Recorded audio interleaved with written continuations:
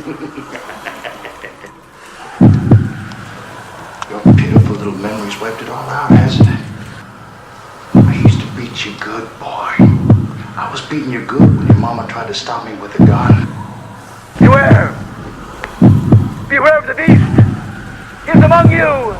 Prepare! Check your perimeter! Check your perimeter! Check your perimeter! Check your perimeter!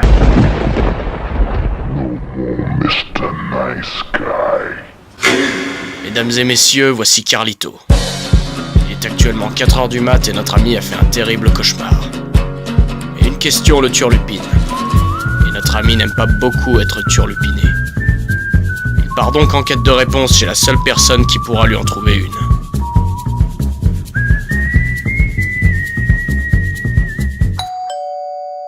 Il y avait deux discours entre la partie gauche et la partie droite du cerveau, où l'inconscient et le conscient... Asco!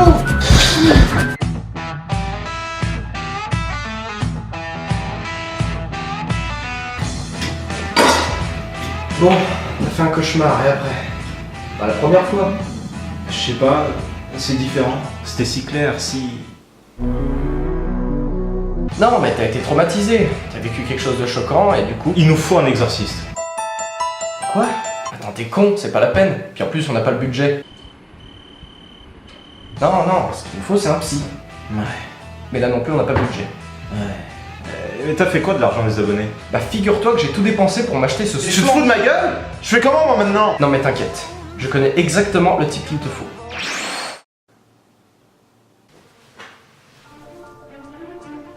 Comment t'as fait ça?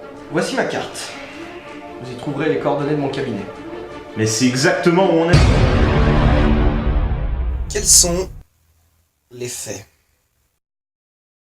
Mais attends, pourquoi tu parles comme ça? En plus, c'est une réplique de Colombo. Bon, déjà, tu me vous vois, hein, excuse-moi, j'essaye seulement de t'aider. Et puis, bon. Commence par le commencement. Eh ben... Alors aujourd'hui, on va parler d'un de mes plus gros traumas cinématographiques de mon enfance. Un film que je n'avais jamais revu jusqu'à aujourd'hui, qui me fait toujours un peu flipper quand j'entends No More Mr. Nice Guy d'Alice Cooper. Je parlais du film Shocker. Il est sorti en 1989 et a été réalisé par Wes Craven, qui est malheureusement décédé l'année dernière, et à qui on doit Freddy et les Griffes de la Nuit, La Colline à des yeux, Scream, ou encore La Dernière Maison sur la gauche. Bon, vu le palmarès du bonhomme, vous vous doutez bien qu'on va pas parler d'oiseaux qui chantent, du parfum des fleurs, et de la beauté d'un soleil levant sur fond de musique romantique sur un banc en face du pont de Manhattan. Bref, le film nous raconte l'histoire d'un tueur en série qu'on surnomme le boucher des familles. Ouais, le boucher des familles, qui passe son temps donc à tuer des familles.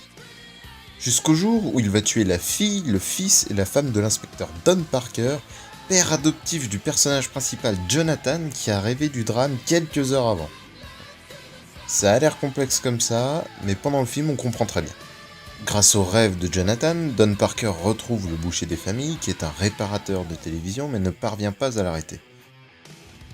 Découvrant qui avait découvert son identité, le tueur qui se nomme Horace Pinker et qui est interprété par Mitch Pileggi décide de se venger de Jonathan. Ou de jouer, ça dépend du point de vue. Il tue la petite amie de ce dernier et retourne à ses petites boucheries habituelles. Jonathan décide alors de retrouver Horace Pinker et y arrive avec l'aide forcée de son père. John veut voir le tueur mort et donc se rend avec son père à l'exécution d'Horace Pinker. Alors qu'au même moment, le boucher des familles fait un rituel étrange de magie noire sans doute. Il est emmené sur la chaise électrique et il dit cette phrase No more Mr. Nice Guy. en référence à Alice Cooper, la fameuse chanson No More Mr. Nice Guy, puis se fait gentiment parcourir par le courant électrique, mais décide de ne pas mourir. Enfin, pas complètement. Shit. Grâce à son rituel, il est dématérialisé et se transforme en une sorte de courant électrique qui peut prendre possession du corps de n'importe quelle personne. Il se met ensuite en chasse de Jonathan, qui lui aussi se met en tête de chasser Horace Pinker, et ce, par tous les moyens.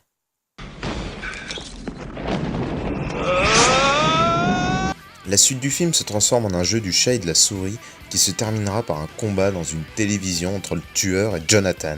Si c'est pas du lourd ça. Bon, on va tout de suite être honnête, ce n'est pas le meilleur des Wes Craven. Et pourtant il est assez culte auprès des fans du réalisateur et d'horreur. Même si c'est vrai qu'après le film il est pas aussi connu que Freddy, Halloween, Vendredi 13, Massacre à la tronçonneuse, Carrie, Christine, Zombie, Suspiria, Inferno, Exorcist, Alien, Predator, Alien vs Predator, Reanimator, Terminator, Thor, Akina... D'accord, ok, d'accord, mais la question qu'on est en droit de se poser, c'est en quoi Shocker t'a-t-il choqué? Ah, je sais pas. Déjà que c'est assez flou. Puis en plus j'étais petit quand j'ai vu la première fois. Et Dieu sait que j'en ai fait des cauchemars. Des cauchemars? Ouais. Enfin, je veux dire, ce film en est bourré jusqu'à la racine. Et oui, quand on parle de Wes Craven, il est difficile de ne pas évoquer les rêves et les cauchemars. Son cinéma est imprégné d'onirisme horrifique. Il suffit de regarder Les Griffes de la Nuit pour voir que c'est l'évidence même. Dans Shocker, on a deux types de rêves. Les rêves prémonitoires et les rêves divins. On va les appeler comme ça parce que je trouve pas d'autre nom. Les rêves prémonitoires de Jonathan sont très angoissants, car ils tournent souvent en cauchemar. Mais aussi parce qu'ils semblent lier Horace le boucher et Jonathan. Et je vais vous laisser découvrir ce lien tout seul en regardant le film. Là où Wes Craven est très fort, c'est qu'il a beau nous montrer que c'est un rêve, on a la sensation que le personnage est parfaitement éveillé. Et c'est une sensation terrible qui exploite notre propre peur lors de notre sommeil. Surtout quand on a 10 ou 11 ans. Je me demande d'ailleurs ce qui m'a poussé à regarder ce film si jeune. Les autres rêves sont plus calmes et plus beaux. Ils apaisent entre les moments de tension, ce qui m'a encore plus fait flipper pendant les scènes angoissantes. Mais Wes Craven aime aussi les personnages en quête de vengeance. On a par exemple Freddy dans Les Griffes de la Nuit qui cherche à se venger de ses bourreaux, ou les parents dans La Dernière Maison sur la gauche qui se vengent des assassins de leur fille, renversant ainsi toutes les bases de l'horreur. Faudrait aussi que je vous parle de ce film, docteur. Dans ce film, les deux personnages cherchent à se venger. Jonathan veut venger sa copine et toutes les autres victimes du boucher des familles, alors que le tueur, lui, veut tuer Jonathan parce qu'il est responsable de son arrestation et de sa peine de mort. Et je pense que c'est assez terrifiant pour un jeune. On voit un monde où chacun veut tuer l'autre. Ce qui m'a marqué étant petit, c'était le gore aussi. Le début du film est très sanglant, mais peu à peu le gore disparaît, ce qui est plutôt rare chez Wes Craven. On dirait qu'il a plus ou moins utilisé système psychose. Hitchcock expliquait qu'il avait intentionnellement choqué avec la fameuse scène de la douche, et progressivement mis de moins en moins de sang et d'exagération car il savait qu'avec cette scène, le spectateur resterait dans une tension permanente. Il avait captivé le spectateur qui ne détournerait plus jamais les yeux de l'écran. Enfin, je crois qu'il a dit ça. En tout cas, même sur un film plutôt moyen, Wes Craven reste génial. Tellement génial qu'il a réussi à me traumatiser.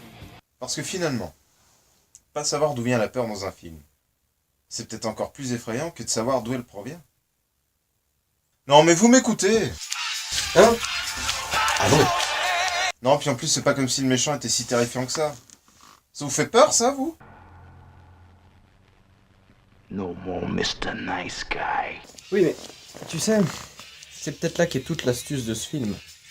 Comme on le sait tous, le méchant d'un film a toujours été le fruit d'un processus d'écriture particulier, car il est aussi important que le héros, à tel point qu'on ne parle même plus de personnages secondaires, mais d'antagonistes. Le boucher des familles de Shocker rompt complètement avec un Freddy, un Jason, un Michael Myers ou autres célébrités politiques, et c'est en partie dû à sa simplicité. En effet, dans ce film, et comme nous l'a précisé notre pauvre Carlito, la peur étant beaucoup plus abstraite, on n'a pas besoin d'une figure méchante ultra caractérisée. Le boucher des familles est réduit au strict minimum niveau caractéristique. C'est un tueur psychopathe, tout ce qu'il y a de plus banal, et qui n'a fait que massacrer des familles. Enfin, il n'a fait que massacrer des... Je veux dire, c'est déjà pas mal, mais par rapport à... Oh, puis merde, vous m'avez compris. Dans un second temps, le film attribue carrément à son méchant la caractéristique de n'en avoir aucune, parce qu'en fait le tueur obtient la capacité de prendre possession des gens via le courant électrique. Sérieux, le scénario est complètement... Ah, c'est même pas comme dans The Thing où l'alien qui possède les humains les transforme en espèce de plat norvégien dégueulasse, non. Là c'est bonjour, je suis une petite fille, en fait je suis un tueur qui va vous fumer vos races. En gros, l'idée c'est que la menace, donc la source de la peur, peut surgir de n'importe où et frapper n'importe qui, ce qui inclut le spectateur, qui du coup se sent piégé par le film. Et ça c'est quelque chose qu'on retrouve un peu partout dans les films d'horreur, mais on peut pratiquement dire que Shocker est un cas d'école en la matière, puisqu'il réduit ce procédé au plus simple.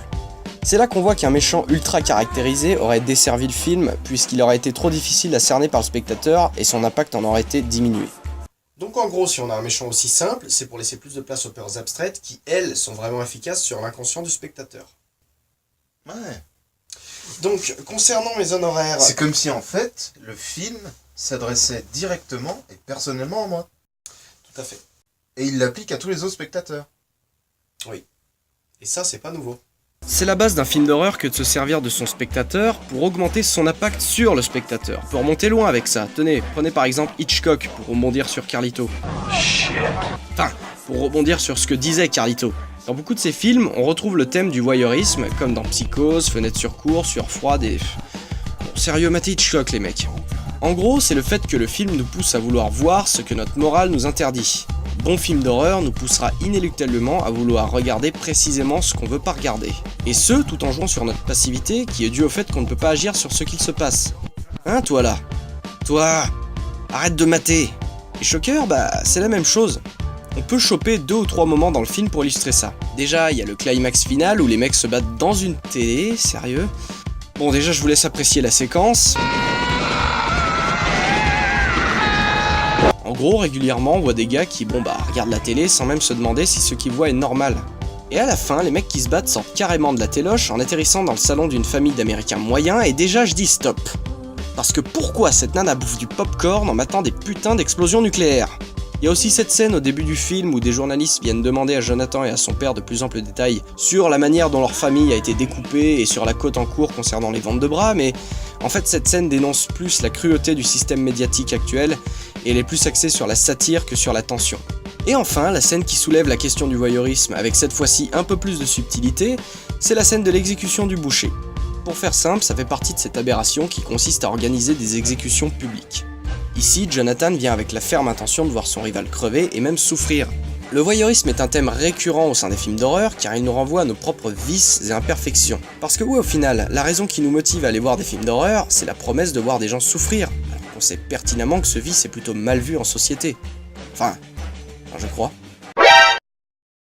Non, mais qu'est-ce que vous faites là? J'essaye juste de comprendre pourquoi un film qui se caractérise en partie par son manque de budget a réussi à te terrifier à ce point. Ah, ça? Bah ça je sais. C'est justement ce manque de budget qui a rendu très créatif Wes Craven. Par tout un jeu de mise en scène, il réussit à faire monter la tension. Par exemple, cette caméra que l'on pense subjective, qui représente le point de vue du tueur. Mais elle est juste là pour nous tromper. Elle crée une ironie dramatique dans le sens où on croit que le boucher des familles est derrière Jonathan, alors qu'il n'est pas là. On nous signale une menace irréelle pour faire monter la tension. Et les rêves dont je parlais tout à l'heure. Ils sont tellement présents qu'on ne discerne plus si Jonathan évolue dans la réalité ou dans son esprit. On a alors une inquiétude permanente car on ne sait jamais si ce qui lui arrive est irréversible ou totalement fictif. Mais le manque de budget donne aussi un côté très kitsch au film qui des années plus tard me plaît beaucoup. Un côté très années 80 alors qu'il sort sur la fin de cette époque. C'est un film typiquement de cette période. Du hard rock, un tueur et un ado tentant de lui échapper. Et avec le recul, je trouve ça vraiment bien. Cette période où les slashers et autres films d'horreur étaient géniaux. C'est ce qui a dû rendre Shocker si culte. En fait, c'est un condensé des films d'horreur de cette décennie. C'est ce qui a contribué à le rendre si cool et si flippant. Et je crois que c'est ce côté cool qui m'a poussé à le regarder si jeune, malgré les avertissements de mes parents. Je voulais voir ce film qui avait juste l'air génial avec cette musique. Et ça m'a bien servi de leçon. Un conseil, écoutez vos parents. Enfin surtout, ne laissez pas vos enfants, vos petits frères et vos petites sœurs regarder des films d'horreur trop tôt. Après, ils finiront comme moi à parler à un psy. Mais pour être honnête, docteur, ça m'a fait du bien de vous parler. J'ai compris ce qui m'avait terrifié et je pense que je peux à nouveau dormir tranquille. Ça y est, je crois que je suis guéri. Eh bien, ma mission est terminée. Merci, docteur. Plaisir.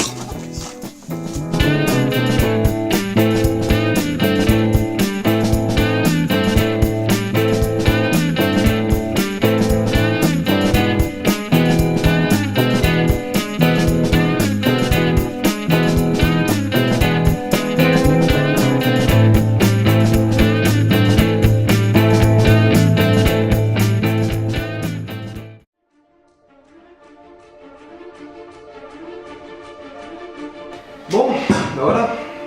Encore une bonne chose de faite.